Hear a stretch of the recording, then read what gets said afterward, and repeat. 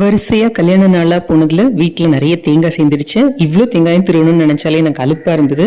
அப்பதான் YouTube video பார்த்து ஞாபகம் வந்தது. சரி, அந்த டிப் ஃபாலோ பண்ணி பார்க்கலாம் அப்படின்ட்டு தேங்காயை உடைச்சு ஃப்ரீசருக்குள்ளே வச்சுட்டு, ஆக்சுவலாக 2 hours தான் அவங்க வைக்க சொன்னாங்க. நான் மறந்து போய் அடுத்த நாள் தான் எடுத்துட்டு அதை ஒரு கிண்ணத்துல வச்சு அது மேலே கொஞ்சமாக சூடாக தண்ணி ஊற்றிட்டு ஒரு 10 நிமிஷம் அந்த சூடு ஆறுனதுக்கு அப்புறமா வெளியில எடுத்தேன். ஒரு கத்தி வச்சுட்டு லைட்டா நெம்பி விட்டோன்னே அந்த ஓரம் எல்லாம் ரொம்ப ஈஸியா வந்துடுச்சு. ஸோ ரொம்ப வசதியா தான் இருக்கு இந்த மெத்தடு. ரொம்ப நேரம் வச்சதுனாலயா என்னன்னு தெரியல, தேங்காய் அப்படி ஃபர்மா இல்லாம கொஞ்சம் சாஃப்டா இருந்த மாதிரி இருந்தது. அதே மாதிரி அந்த வீடியோல ஒயிட் பார்ட் மாத்திரம் வெளியில வர்ற மாதிரி, அந்த ப்ரௌன் பார்ட் தானாவே அந்த ஓடோட ஒட்டி இருக்கிற மாதிரி காமிச்சாங்க. ஆனா எனக்கு அந்த மாதிரி வரல, அந்த ப்ரௌன் பார்ட்டோட தான் வந்தது.